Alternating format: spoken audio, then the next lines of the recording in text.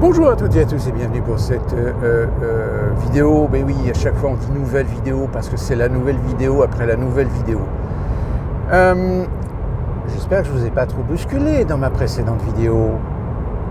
Non, parce que, soyons clairs, que quand même, il y a de quoi être en colère de voir qu'un peuple est en train de se faire avoir de A jusqu'à Z, sans qu'une grande partie ou une majeure partie d'entre eux bougent leur cul. Alors, j'entends bien que je fais partie de ces gens qui, depuis maintenant quelques années, essaient de vous donner des éléments, essaient de vous éclairer sur certains aspects non négligeables, ou malheureusement, si vous n'avez pas forcément la culture ou la sensibilité à certains aspects, oui, vous prenez en considération l'avertissement, mais c'est pas forcément probant. Sauf que là, j'ai envie de dire, là vous avez quand même ce que j'appelle, il y a la théorie, hein, et maintenant vous avez la pratique. Alors, en effet, en France, votre problème, c'est Macron.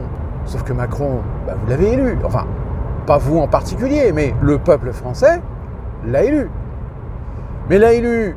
Alors, première sémantique très amusante, c'est que oui, mais Emmanuel Macron a été élu par une majorité du peuple français. Alors, la différence, c'est il a été élu parce qu'il y avait Marine Le Pen. Il y aurait eu un autre candidat, il y aurait eu Mélenchon par exemple. C'est pas dit que Mélenchon aurait été élu. Mais parce qu'on a réussi à voler la démocratie de telle manière à ce que même dans le dernier acte démocratique que vous avez, qui est mettre un bulletin dans l'urne, même ça, on vous incite, on vous oblige à faire votre examen de conscience et ne pas voter pour le parti du mal. Et donc voter pour celui qui va sauver la démocratie, qui va sauver la France, Emmanuel Macron. Parce que oui, soyons clairs, si aujourd'hui on fait un sondage sur, en panel de 500 000 ou 1 million de Français, en leur posant la question à savoir, est-ce qu'en 2016, si vous aviez à choisir un autre candidat qu'Emmanuel Macron, lequel auriez-vous choisi? Mais je suis sûr et certain qu'une majorité de Français se serait orientée sur un autre candidat qu'Emmanuel Macron. Peut-être que certains...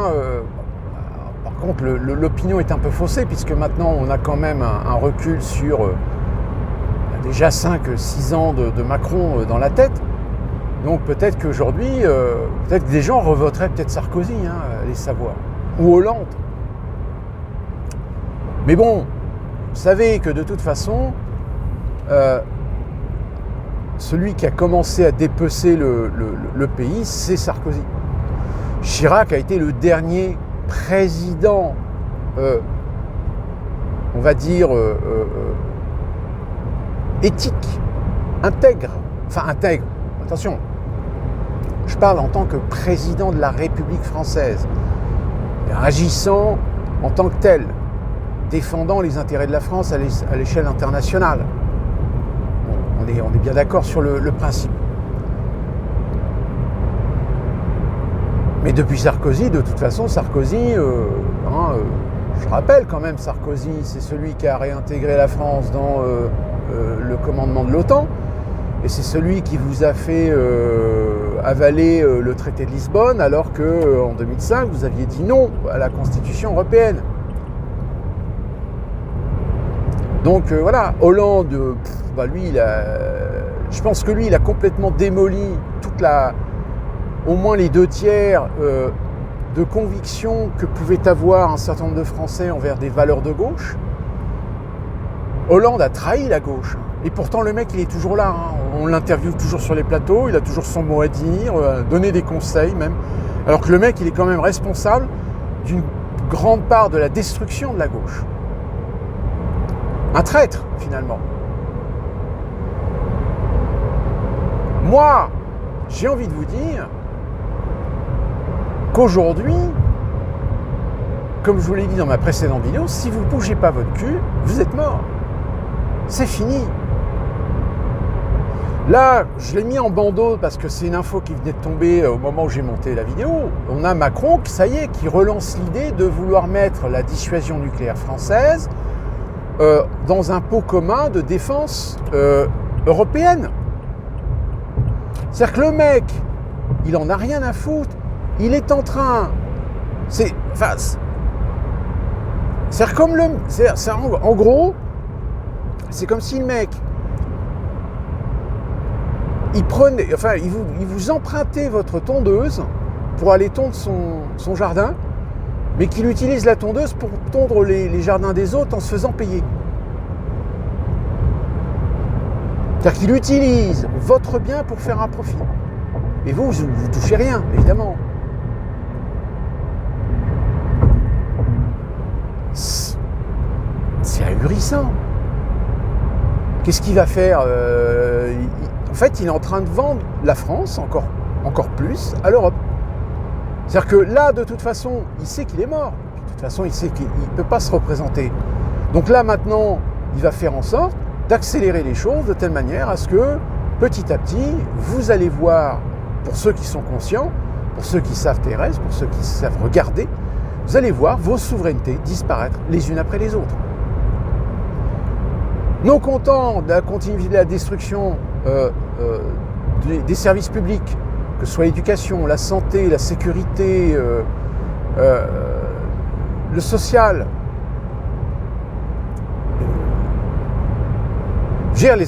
Les agriculteurs là, qui sont toujours dans les blocages, qui sont toujours dans un état d'esprit de contestation, etc. On le voit, hein, alors les médias n'en parlent très très peu, mais ça y est, les CRS, la gendarmerie, ça y est, ils commencent à leur faire comprendre qu'il faut qu'ils bougent, il faut qu'ils rentrent chez eux, c'est terminé, au revoir, game over, circulez, il n'y a plus rien à voir. Vous venez d'assister à un enculage, encore un, de l'État envers un corps avec la complicité d'organismes qui sont censés défendre leurs intérêts, mais qui en réalité sont en collusion avec l'État. Voilà, tout simplement.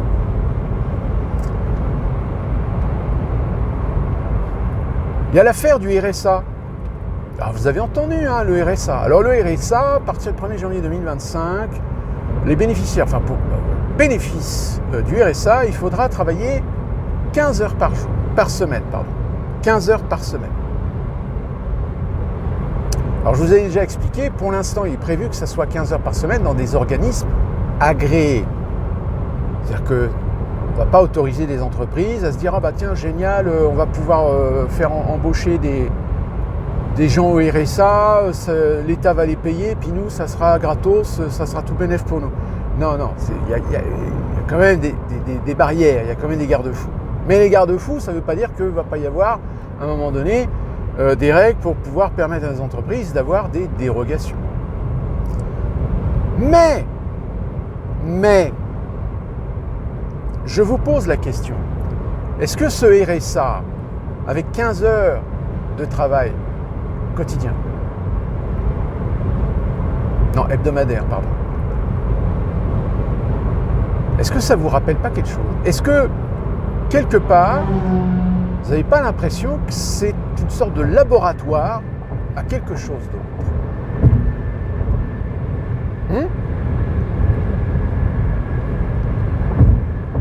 Vous vous souvenez, monsieur Laurent Alexandre, qui parlait d'inutile?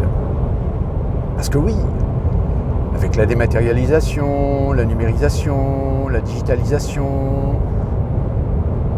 il y a des métiers qui vont disparaître. Il y a déjà des métiers qui ont disparu. Preuve en est, c'est que le monsieur que vous êtes en train de regarder, il est un très bel exemple de métier qui a disparu. J'étais un projectionniste. Le projectionniste aujourd'hui, alors il en existe encore, puisqu'il y a certains cinémas qui fonctionnent encore avec du 35 mm. Mais je peux vous dire qu'aux États-Unis, il n'y a plus aucun opérateur projectionniste dans les grands multiplex, etc. Il n'y a plus personne. C'est fini. Le métier a disparu. Les caissières dans les supermarchés, Là, depuis quelques mois, ici aux États-Unis, ça y est, on est passé à la moitié des caisses en automatique.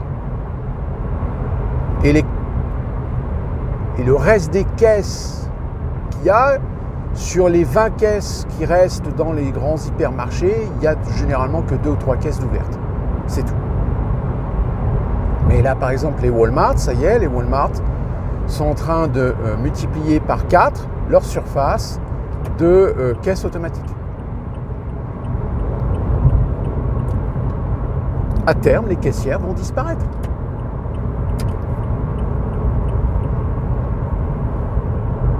Je vous l'ai dit, redit et encore redit.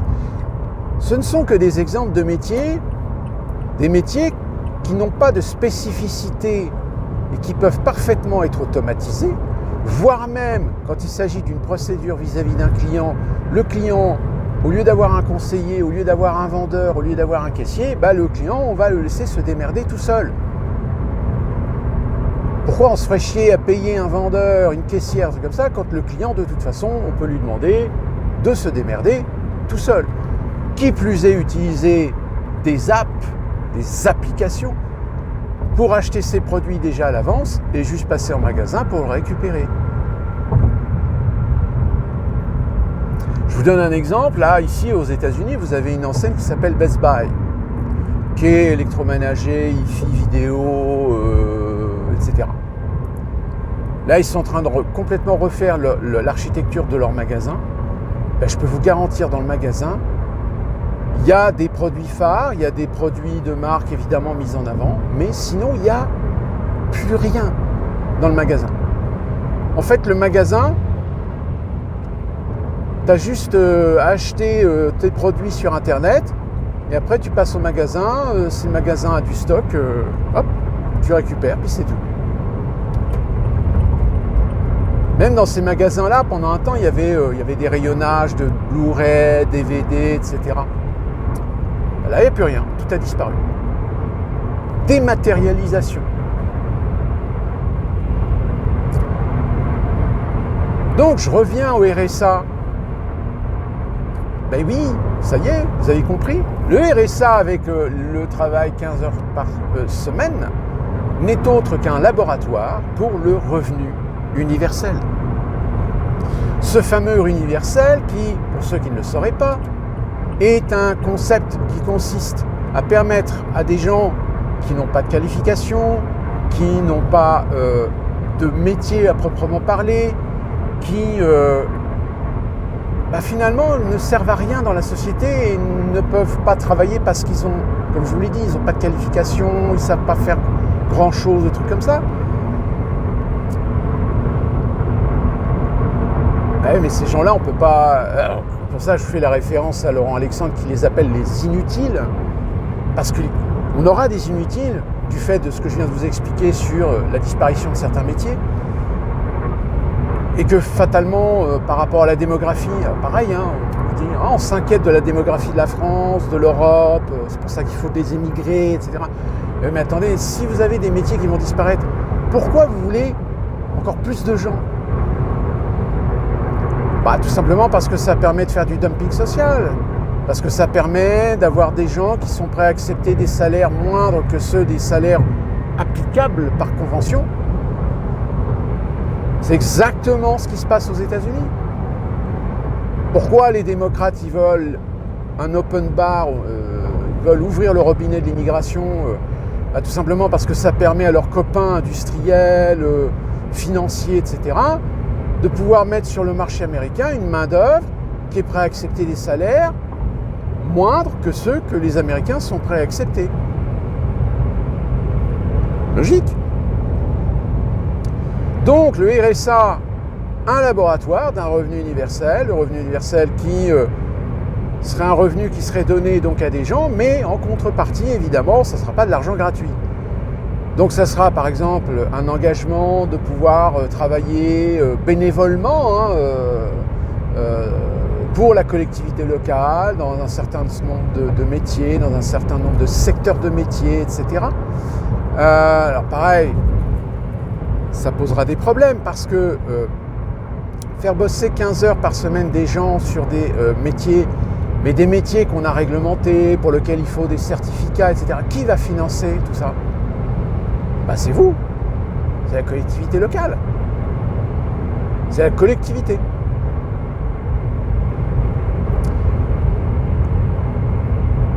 Donc, va y avoir un moment où, en réalité, on va faire fonctionner la société avec deux castes. La caste de ceux qui tireront profit, qui seront au service d'eux, qui seront les collaborateurs d'eux, et puis les autres, les servitudes. Les servitudes qui seront dans des métiers sous-payés, mais dont on fera en sorte, et là rentre en compte le revenu universel, c'est-à-dire d'en faire des consommateurs, parce qu'il faut des consommateurs. Il faut des consommateurs de biens, de services, parce que vu qu'on est en train de faire de la France une société de services, qu'est-ce que vous voulez que je vous dise ?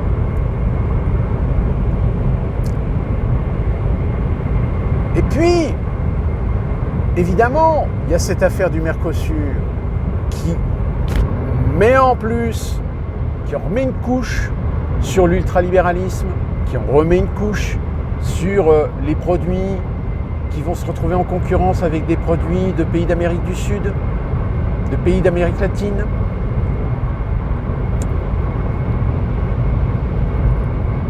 Alors, en effet, les agriculteurs, on peut encore en parler, ça bouge en Belgique, en Italie, aux Pays-Bas, en Allemagne aussi, c'est encore...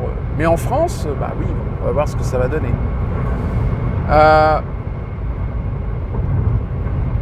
Frexit. Alors oui, on sent bien que Frexit...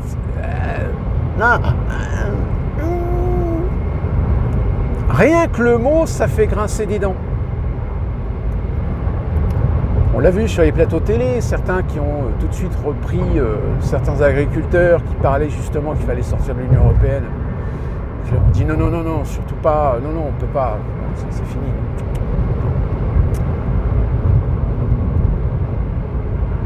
Et évidemment, l'exemple, c'est le Brexit. Mais le Brexit, il y a quelque chose qui est assez différent. C'est que les Britanniques n'avaient pas l'euro. Ils avaient gardé leur monnaie, la livre sterling. Alors, oui, il y a encore des problèmes. Mais il y a encore des problèmes, pourquoi ? Alors certains disent, oui, regardez, le Brexit, ça marche pas, blablabla. Mais ça marche pas, pourquoi ? Enfin, si, ça marche, mais il y a encore des zones où il y a encore des problèmes.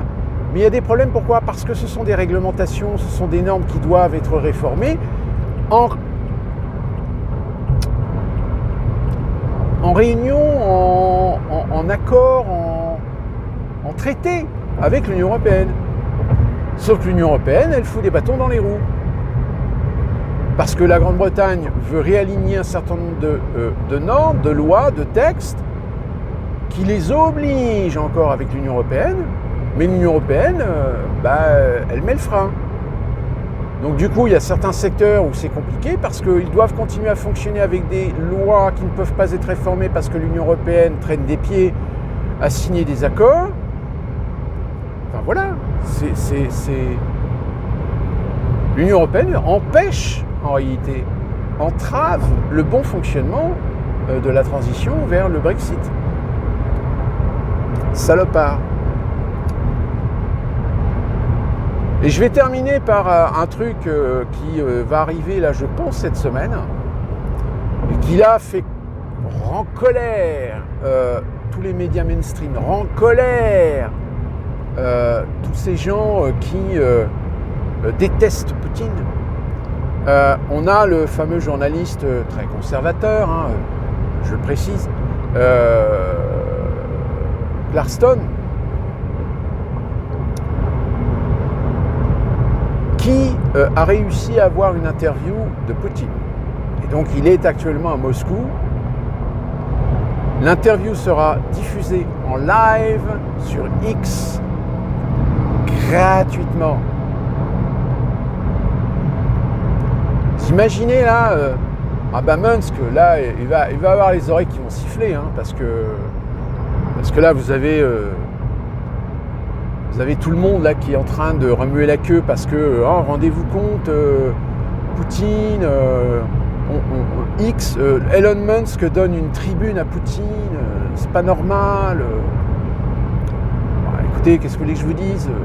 Là, déjà, vous les Européens, là, vous en êtes à 50 milliards de plus à devoir payer à l'Ukraine.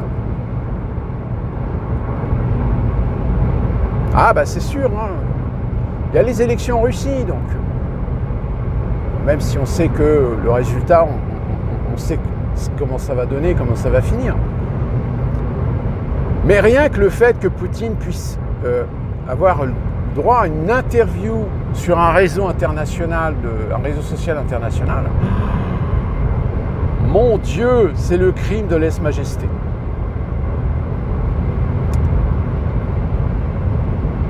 Donc voilà un petit peu les infos en complément de la précédente vidéo que je vous ai faite, sur lequel j'aurais pu parler, mais le problème c'est après ça fait des vidéos qui sont trop longues. Je comprends qu'une vidéo trop longue, généralement, ça décourage.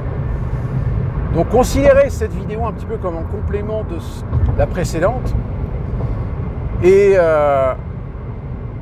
advienne que pourra, j'ai envie de dire. Mais souvenez-vous de cette expression très vraie qui dit « On récolte toujours ce que l'on sème ». D'ici là qu'on se retrouve pour une prochaine vidéo, portez-vous bien.